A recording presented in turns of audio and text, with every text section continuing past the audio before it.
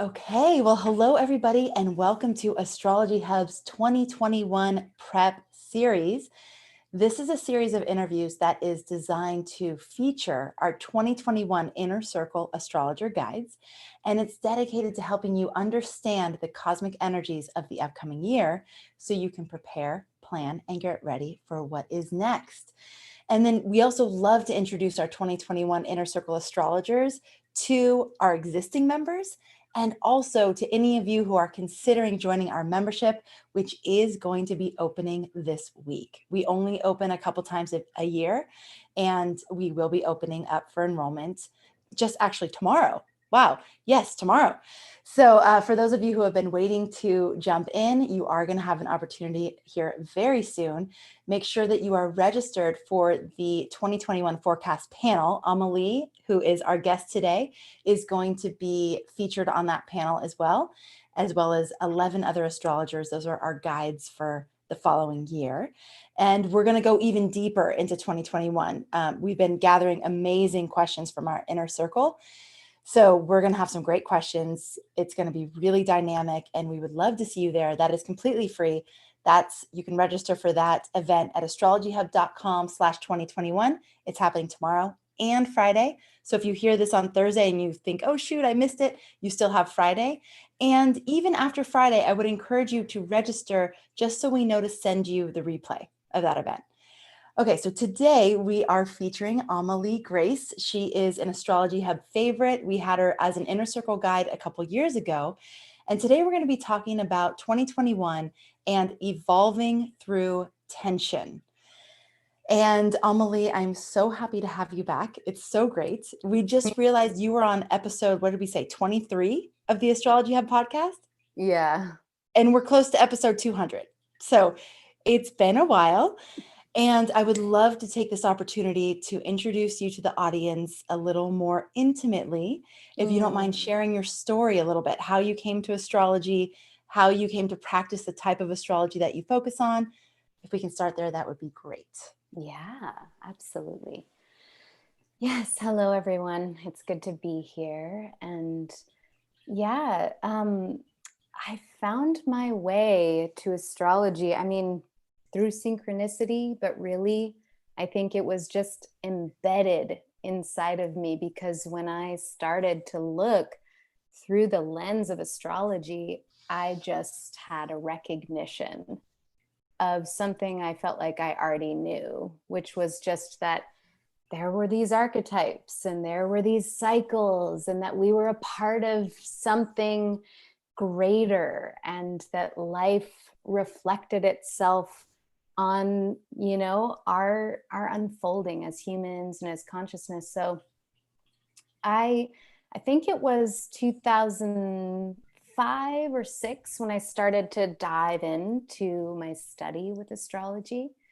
And it's taken on a dynamic course just through many different modalities. In 2011, I was introduced to the Gene Keys, which is a really strong thread and stream I pull in. I work with Gene Keys astrology, which is the synthesis between this transmission of the Gene Keys, which is pulling in wisdom teachings from the I Ching and various other frameworks of consciousness and weaves it into the astrology. It also comes out of the human design system you may have heard of. So I definitely work a lot with the Gene Keys in my work. And as well, I have a strong focus in psychological astrology and just my love for the human psyche and understanding what makes us up. And I love how the stars and the planets can really reveal so much about our maps of our own inner terrain and psychic structure. So that's an area of focus that I have, as well as practices of voice dialogue, which we'll get into later with my masterclass, going into that, as well as cosmometry, which is looking at the patterns in nature and kind of pulls on sacred geometry, but I like to use those models of, the geometric structures and understanding these underlying dynamics of the unified field and weave them into my understanding of astrology. So it's kind of a creative synthesis, really, that I'm working with. Yeah. Brilliant, brilliant. Amelie, I'm going to throw a little bit of a curveball. I Please. didn't prep you for this question, but I am curious, since we're here at the end of 2020, right before the Jupiter-Saturn conjunction, right before this like big culminating / closure / looking forward, I'm really encouraging a process of reflection at the same time, so to make space for this next chapter in our lives. So I am curious to hear what you think the astrological invitation of 2020 was. What was the, I want to say, like, what was the point? I know that's probably really hard for you to like boil down, but like astrologically, what do you think that we were being invited to step into? Yeah, stepping into ourselves, I think, is one of the just main kind of containers of this turning within, this opportunity to go inside. And I think that the opportunity really was in all of this dismantling and rupturing inside of the structures and systems that we were kind of established, more like steadily established in prior to 2020. So to me, it's sort of like the ruptures that started to make space for what wants to be coming through this Aquarian portal. And I think a lot of that is this invitation to be more resilient and present to the shadow material that was really bubbling up and sort of stirred up from, where it was embedded inside of these structures. Pluto, Saturn, Jupiter, and Capricorn just kind of like allowed for a loosening of some of these like just shadow material to come up from deep inside of our psyche, our world. And so I think there's just a lot about as well with Uranus and Taurus, just this radical self-soothing of the nervous system that's required to handle the destabilizations and upheaval of all of this corruptions in power and this attempt to really redistribute power through the systems. So I think it kind of boils down to the Leonard Cohen quote of there is a crack in everything. That's how the light gets in. I feel like 2020 was the cracking of the vessel, and that perhaps 21 is about the light entering through that crack. Ooh, I have chills. And if you're listening to this on the podcast, I highly recommend to check out the video at some point, because the way Amelie uses her body when she's explaining things, it adds a whole nother element and dynamic to what she's saying. So I just highly recommend to check out the video. We have, of course, the podcast is audio. You can also view it on YouTube and or on our website. So that's just a side note. But yes, I love this. So this rupturing, this opening, this cracking for something new, hopefully more light to come through us as individuals and us collectively. Yes.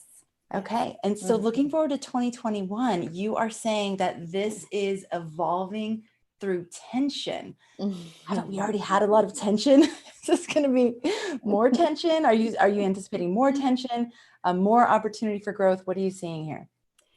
I love that. It's like, my answer is that yes, I do expect and anticipate more tension, but the ingredients involved are more equipped to emerge into the future, like to allow those pressurized conditions to become an emergence of our future. So it is this marked shift from the density of where we've been entrenched inside of our 3D material realities and into this real invitation to stabilize more of a 5D consciousness, more of this understanding of reality. So I would say, yeah, we'll get into it, but that's my answer in this moment is like the tension is not going to go away, but I think that we're getting better at and, have even more capacity and energies at our disposal to really enact and find agency inside of that choice to evolve. Yeah. Okay. So I'd love to ask you a little bit more about what you mean by 5D consciousness. Yes, of course. Then also let's go to what transits that you're looking at that are making you say these things, that it is going to be more tension, but we're more equipped for that. Yes. To handle it and to use it for growth. Mm-hmm. Yes. Awesome. So let's start with 5D. What do you mean? Yeah. So in a sense, the way I relate to 5D consciousness is moving from where the materialist, the mechanistic science, the Cartesian constructs of matter and being like external reality being separate, like we exist as separate beings, and just the whole survival structures and how we've related to life, to matter, to understanding ourselves and our universe has been in this paradigm of scientific thinking that has been shifting for the last definitely 50 years. But, we could say longer than that, but real marked shifts into a shifting worldview that sees all matter as vibrating fields of energy. So I think 5D consciousness is this attunement to the vibrational, energetic reality of our interconnectedness. And there's a lot of concepts that you could put in there, like accessing all possibilities in this moment. They're all right here. The quantum reality, time as non-linear, and the non-locality of space that we can, the holographic nature. It's like I could drop all these different things.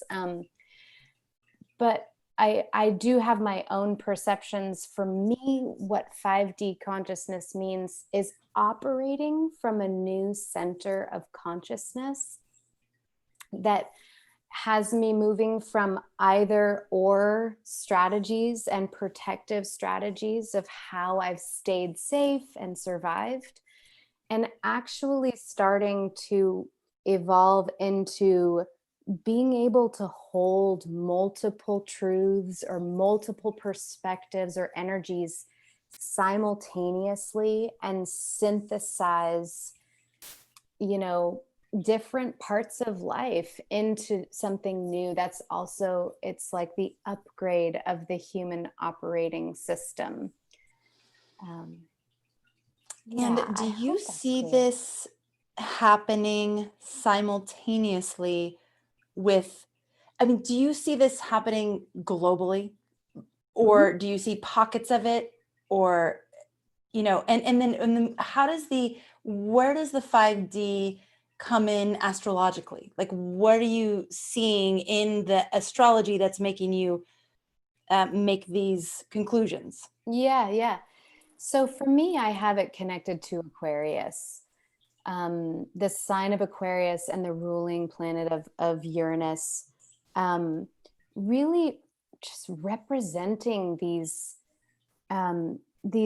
farther reaches of human consciousness, the advancement of our perceptions, our perspectives, taking on a more holistic view, being able to see reality from a wider vantage point.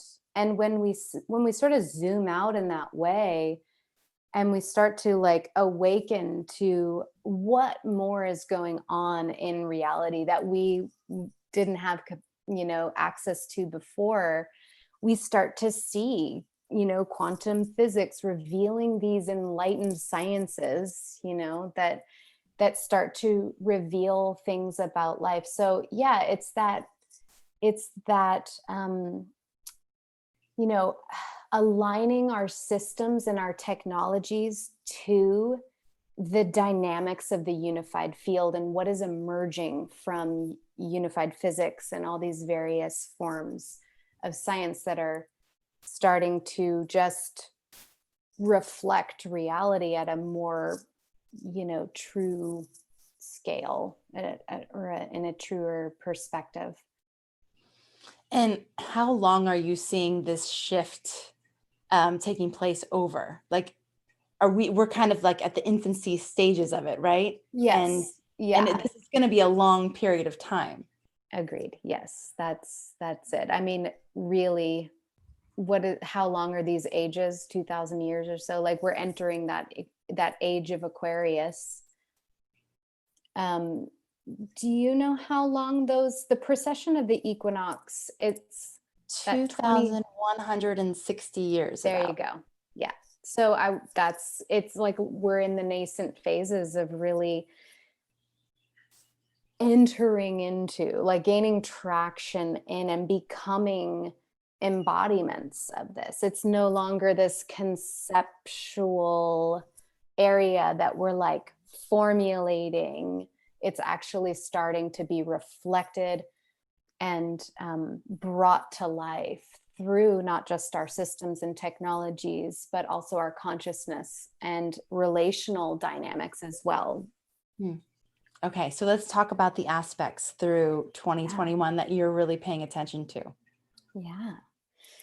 I mean, I think there's two I would love to name here, and I'm sure they're being named all over the place because why wouldn't we focus on this historical milestone of the great conjunction between Jupiter and Saturn happening at 0 degrees Aquarius, first time in Aquarius for 600 years.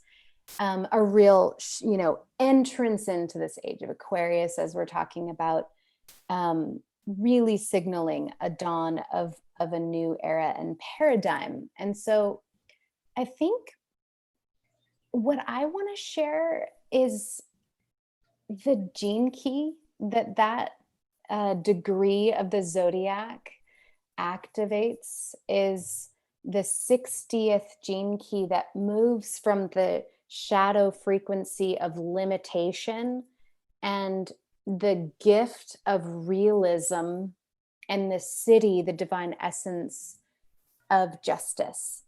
And this gene key, as we open up into this genetic archetype, we go on a journey of shifting our relationship to matter as vibrating fields of energy. So we start to be able to work with structures in ways that serve consciousness and the flow of creative, original life entering the birth canal. We start to loosen our grip on the rigidity and limitation of structures that are there to just serve themselves in the corruption of power. And we start to see the ability to implement methods and strategies and, and structures that are in service to our evolution. So I think that's very poignant. And my sense is that we are on the precipice of a global shift in worldview, that this where Pluto has been and where Pluto made its conjunctions with Saturn and Jupiter in 2020, which is the gene key preceding it, was about deconstructing our constructs, our mental, like the world that we build life on, the mental structures that we, that form takes shape from, have been shifting. And then the 60th gene key, where this great conjunction is happening, is really fortifying this new relationship to like our potential and how we can relate and work with a dynamic balance between structure and freedom, which is very much active in this theme. In fact, it's very cool to see how this gene key sort of straddles the end degrees of Capricorn and the beginning degrees of Aquarius. And it carries both the structure and the freedom. So, and then here we are, 2021, with Saturn square Uranus, which is the next aspect I would like to highlight, but maybe I'll pause just to see if you have any questions there. I do. I have a comment actually on how amazing it is that gene key that you said correlates with Pluto, Saturn, and Jupiter, like where that place that's been activated all year, right? Yeah. That it was showing the deconstruction of mental structures. Yeah.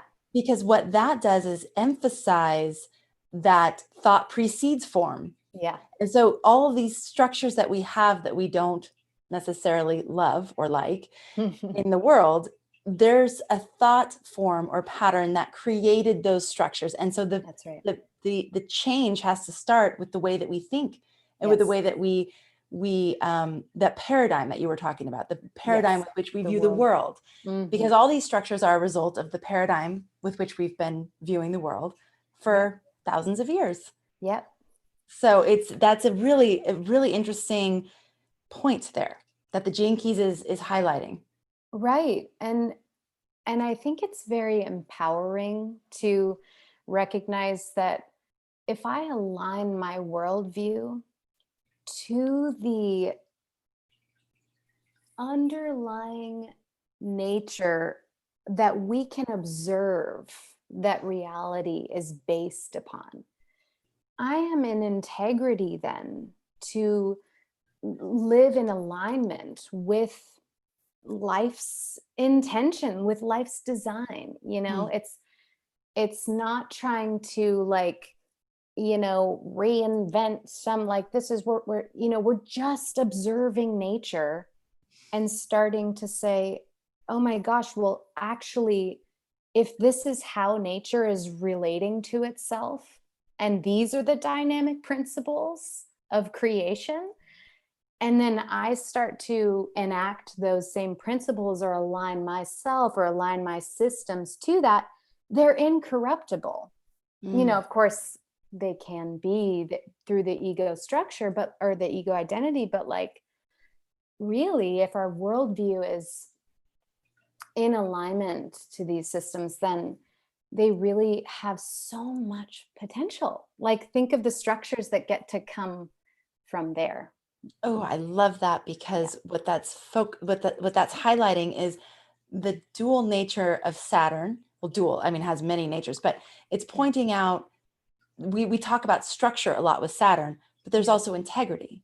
And so what you're pointing out is that if our initial impulse is in integrity, then the structures that come from that, and when you're talking about integrity with nature, not integrity, some moralistic judgment, but more integrity with the nature of life, with creation itself, that our structures will then reflect that.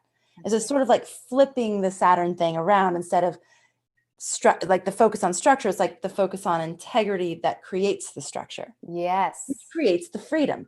That's right. Which creates the freedom. There we go. All right. So I love this. So so you said something about, structure and freedom.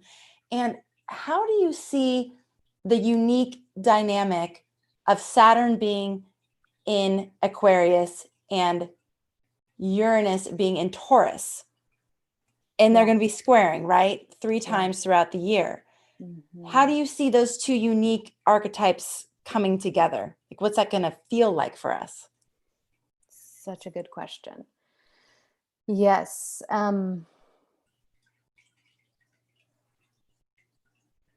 This is just so, there is so much amazing energetic, like the potential. When I sit with that combination of energy, it feels, it feels exciting. And I'm just tuning in to just, when we start to work with opposing energies and working with their synthesis, we can see some amazing things come from that. I think it's the idea that we can't try to solve our problems, in the same consciousness, and it feels like this combination just breaks us out of that. So I know I'm sort of being abstract here. I'm gonna so I feel like, first I just want to say that we have a collision of the old and the new, of Saturn and of Uranus and Aquarius. So that tension between the old and the new, and what creative possibilities come out of that when we can really stand and hold space for something to emerge, which I do want to speak to. We're talking about the dynamic tension between change and stability, and freedom and structure, as I've said. So it's a collision, but it can be a collaboration. So there's gonna be a lot of disruption. So Uranus, disruption, Aquarius, like breaking out of the structures, the status quo, the established order. It will continue to be disrupted, as it has been in 2020, but it's like this amazing setup where there's already been a lot shaken up, and now there's these real opportunities to kind of pop into new relational dynamics to all of these energies. And so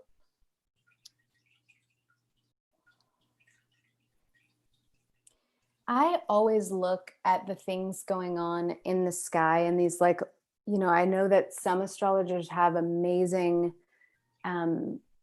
historical knowledge and perspective on the collective, and like how we could see just mass revolutions, and looking at what has happened in previous Saturn Uranus cycles, and the way these two forces of the old structures and the new, like, revolutionary liberatory energies, how do they interface?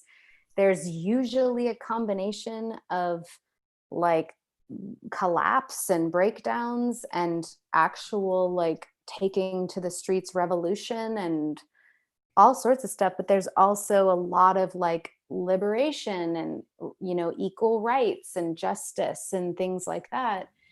I would say that I like to take all that material and look at it inside of my personal psychic structure, and then my interpersonal relational field. Because for me, that's where I have agency to enact and sort of make the changes and be the vehicle for that evolution. And so I am asking these kinds of questions of, how am I balancing power and coming into equal power in my relationships, in my inner world. So I'm made up of all these parts. And how am I balancing my control side with my breaking out and freedom side? And what do those two look like if I can sort of bring them into a conversation that doesn't need to go like this? Because I think that's like the 3D is the power over, one dominates the other. And so then the power in the system has to conform to the dominant energies. And I think a lot of what the dynamics of these aspects are is conformity versus non-conformity, almost as like a binary representation of the way we have structured our societies, our communities, and even just the parts of me. Like I have to conform to the primary parts of me that can, that are here to protect my ego or my identity. And then there's all this disowned energy in my system that says, no, don't stand up and be different. Don't be too weird. Don't, and that's so Aquarius. So I feel like there's a lot of permission to be different, and to not conform. But what I think is interesting about this whole conform versus not conform is that I don't even think that's relevant when you get to a stage in consciousness that doesn't need to negate or disown any particular energy or perspective or value in the self system, in the system, any system. So I think a lot of it is this real challenge, this real invitation to slow down and be equanimous, which I look up the etymology of equanimity, and it's equus, which is even, and animus, which is mind, psyche, soul. So it's an even mind. And I feel like this is one of the big graces of the Uranus Aquarian influx to our system, is that it brings this neutrality. And there's been so much like hyper logical, hyper emotional, conflictual deals. And it's all about the group. Like, what group are you in? What camp do you side with? And I feel like Aquarius just has such a capacity to be like, oh, well, that's what you believe. Oh, you're different from me. Oh, I have space for that. I'm actually not threatened or offended by the fact that you think or feel differently than me. And I think this even mind, I would say, is one of the big keys to navigating this transit, because destabilizations are going to be aplenty. They are just all around us. Like, I'm sure in many of your lives, you're experiencing some kind of change. And that just comes back to like Saturn and Uranus. Like, the structures are being reformed. Our status quo that has been organized to distribute power unequally. Like, if you think about that, you look at the outer structures that have been so clearly designed and organized to, have unequal power. That's how my psychic system is operating. So again, this like capacity to work with these energies internally, rebalance some of these power structures through the grace of Aquarians' gift of equanimity, of like, okay, that destabilization or that change or that control, because you could very easily see, high levels of gripping on and control of the old, like digging in its heels, or the just like rebellious, reactive, like descent and stirring up and chaos of the Uranus, both in their shadows. So we're going to see that. But when that kind of stuff is happening around us, can I slow down my nervous system, still the waters of my consciousness? That to me is just key. Because if I'm all wavy in the distortions and obscurations, if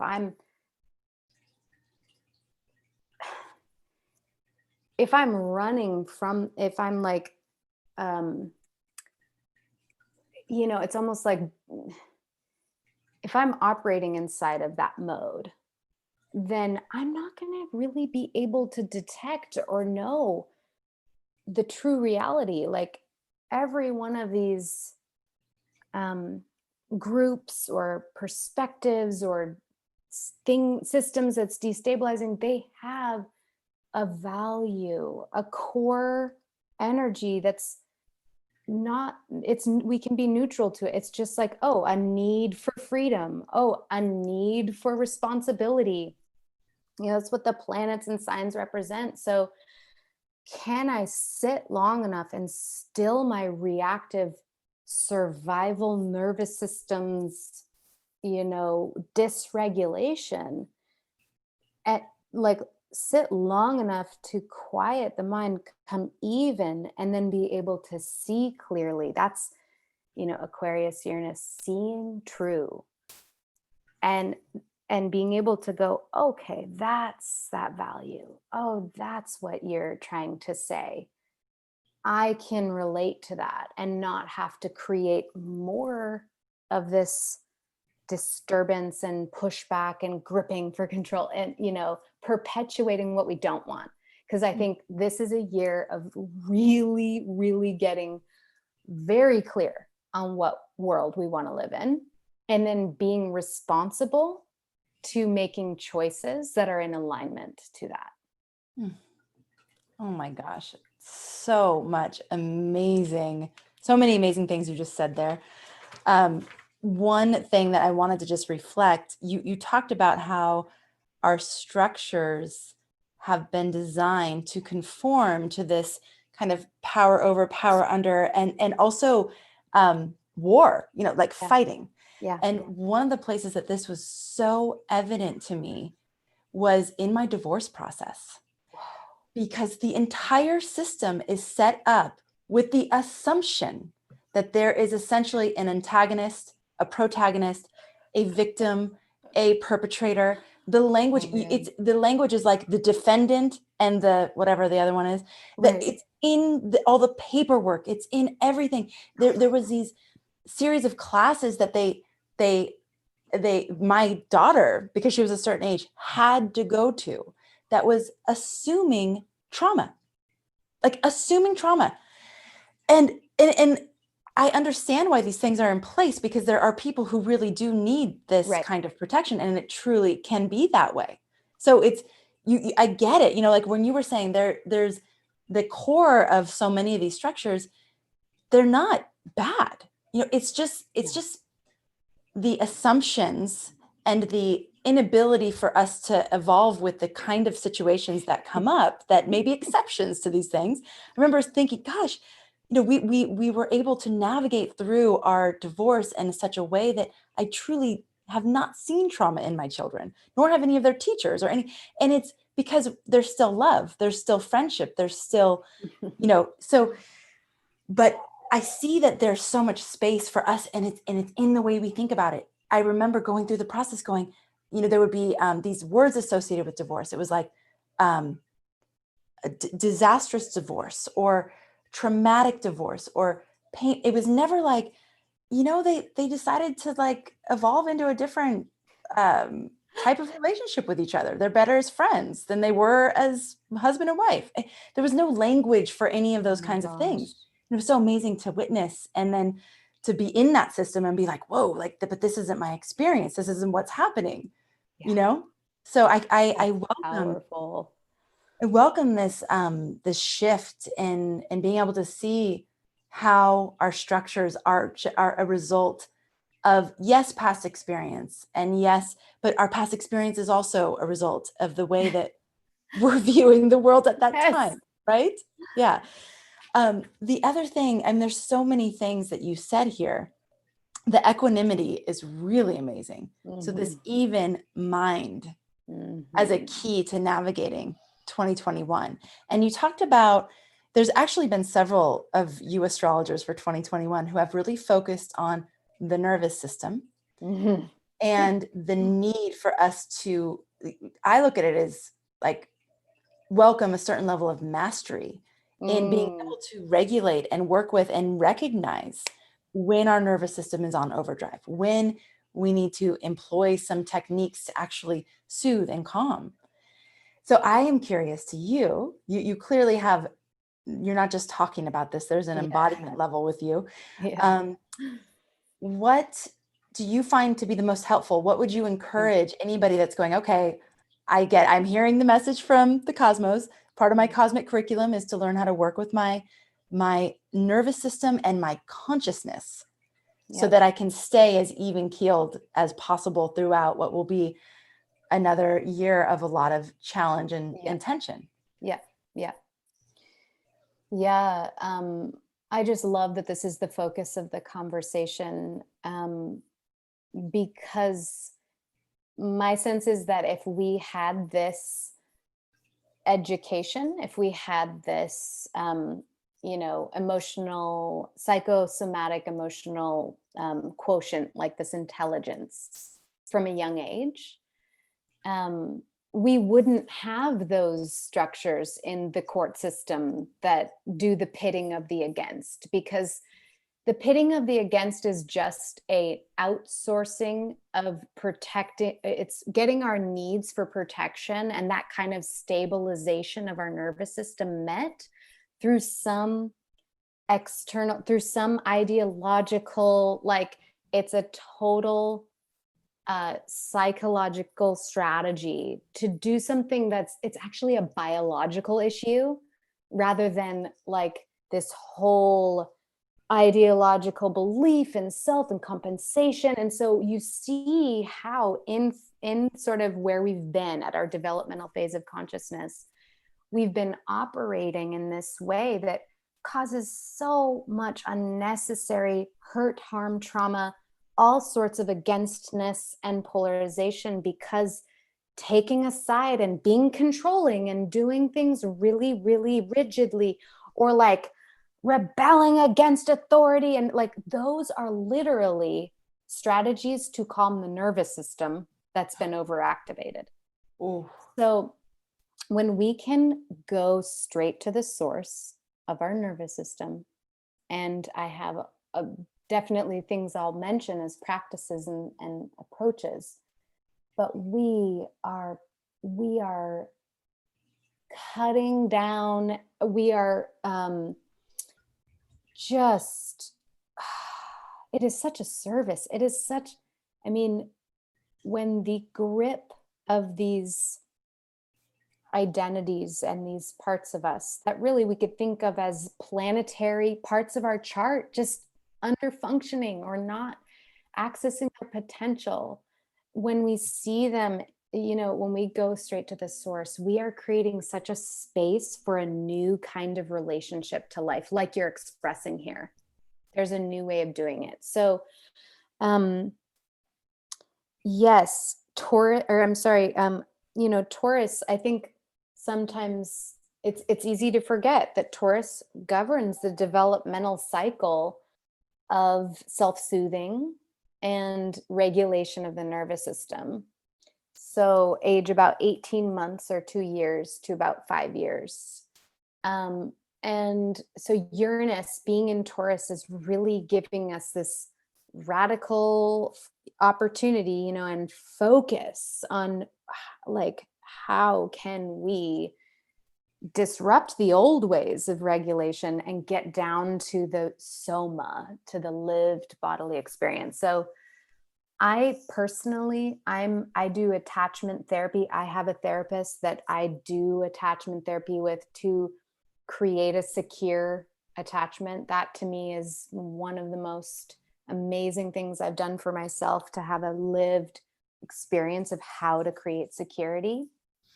So I recommend that.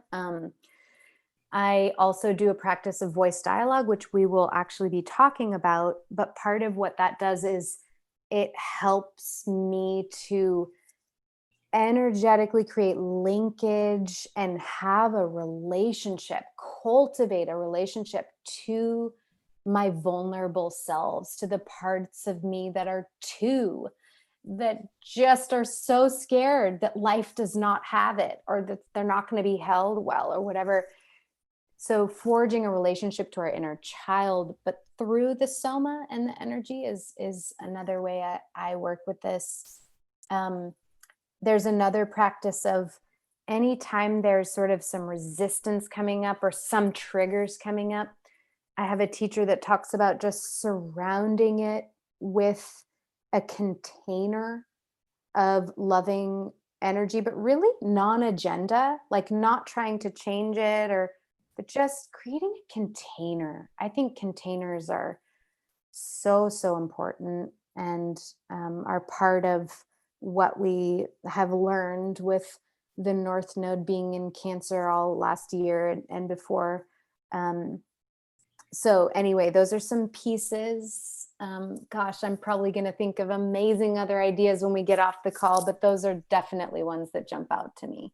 I love that too. You just giving a different definition to a Saturnian structure, a container. Yes. Which, it is actually creating a space that's contained like Yes. Saturn in a Saturnian way, but it has a different flavor than like a box, That's right.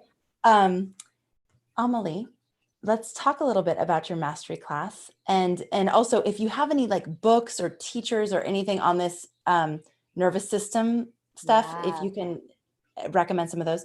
And something really amazing is happening with your lighting. As you started talking about this nervous system, there's like a red and I don't know, it's really, really amazing. Something is happening. I love that. Yeah, it's really cool. Great. Okay, so can you talk a little bit about your mastery class that you're going to teaching? Which lunar cycle do you have, and what is your mastery class teaching for the inner circle? Yeah, so I'm doing the Libra lunation, so the month starting in October, and I'm very excited about my mastery class because um, it is a creative synthesis of many of the things, as I mentioned in my intro, that I've been sort of piecing together, these different modalities and teachings, and sort of bringing them into something that I've started to teach and work with clients. So the title of it is Living with Intention. And you can also say that, living with intention. And it's a voice dialogue approach to astrology. So voice dialogue is a consciousness practice that emerged out of Jungian psychotherapy. So two psychotherapists developed this, Hal and Sidra Stone, and they formulated and started doing this practice of having conversations with the parts of us that run our lives, or the parts of us that don't get a lot of airtime, and we need to kind of like, wait a minute, what about that part of me I don't know much about? So it's this idea, like as Jung talked about with archetypes, like all these personas that we have. And I love the overlay of astrology because we just look at the planets as these metatypes that you can see, there's all these parts of me, these selves that represent that planet or that configuration in my chart, based on the motivating need of that planet and what they're up to,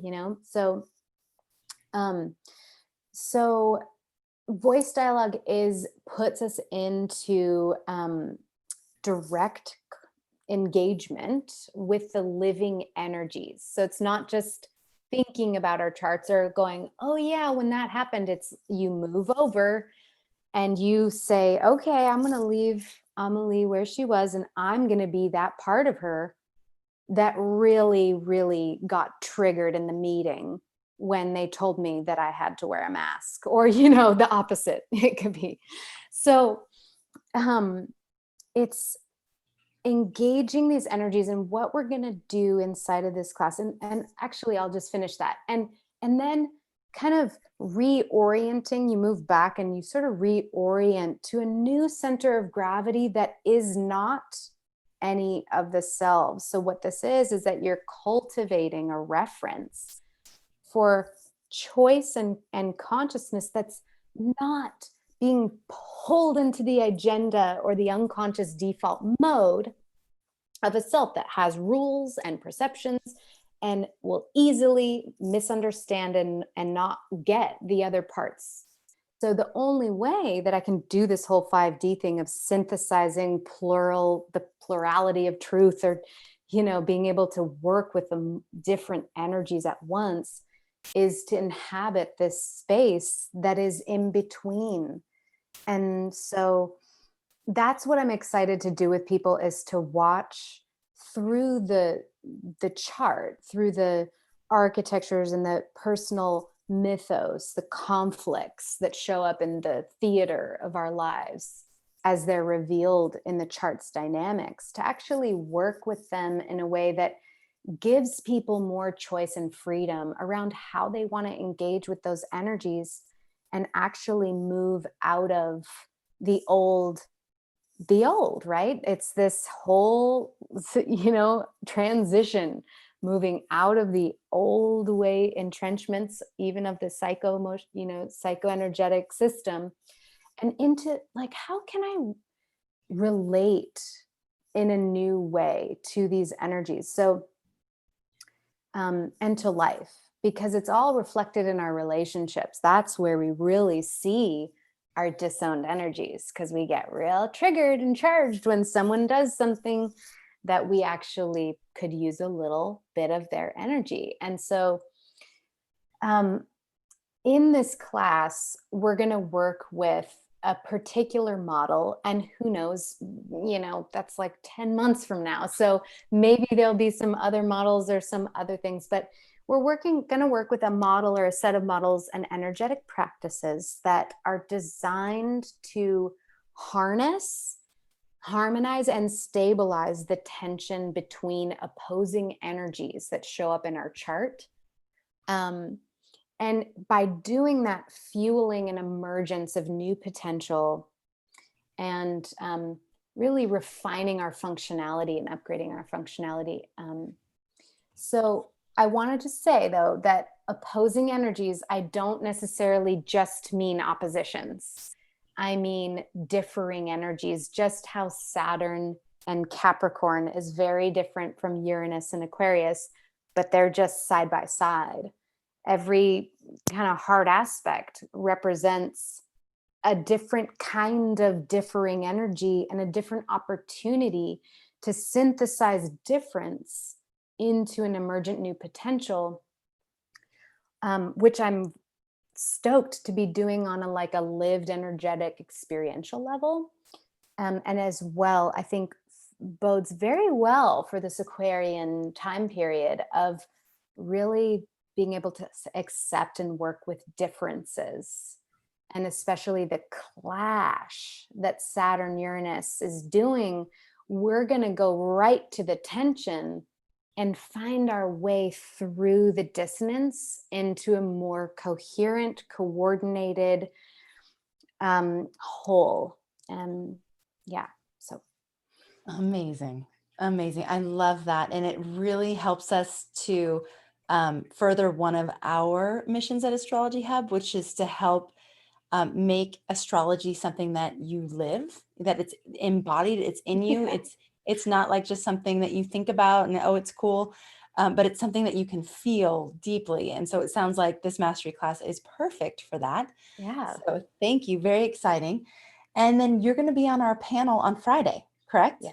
Yeah. Yes. All right. So if you would like to hear more from Amma Li very soon on 2021, we will be featuring her along with 5 other astrologers on Friday. The event is totally free. It's astrologyhub.com/2021. You can join us now. It's not too late. And then you will have an opportunity to jump into the inner circle for 2021. There's no contract when you join. So if you want to try the inner circle, you can try it and cancel anytime. But if you love what Amma Li has to say, she's going to be one of our teachers, along with the 11 other amazing people you'll be meeting over the next couple days. So Amma Li, thank you. This has been so amazing. So many gems that we can take away from this talk. Thank you very much. If you think of any more starting points for people who are like, okay, I'm hearing the call, I'm going to work with my nervous system, let us know. Okay. And we can put them in the show notes. Wonderful. I will send you some links when we get done here. Yeah. Okay. Awesome. Awesome. All right. Thank you so much. I'm so excited that we get to hang out together more in 2021. You are always like a bright point for me. And you're such a thought leader. But thought isn't even the right word, like a heart leader. I think that's better. I hear you. Yeah. Thank you so much for that reflection and just holding this kind of space. It's really epic what you're doing here. I'm so honored to be a part of this crew. Oh, we're honored to have you as well. And thank you for that. And thanks to all of you for being here, for tuning into all of these episodes that we're offering, this 2021 prep series. It just shows that you're the kind of person who also wants to meet and work with the energy in a proactive way, to be aware so that you can make choices in your life. You're not just getting tossed around by the cosmic tides. So thank you for being here and for that commitment as well. And thank you for tuning into this episode. Thank you for being a part of our community. And as always, thank you for making astrology a part of your life. I hope to see you tomorrow and Friday during the 2021 forecast panel. And we'll see you on the next episodes that we have here on the show. Thanks for tuning in.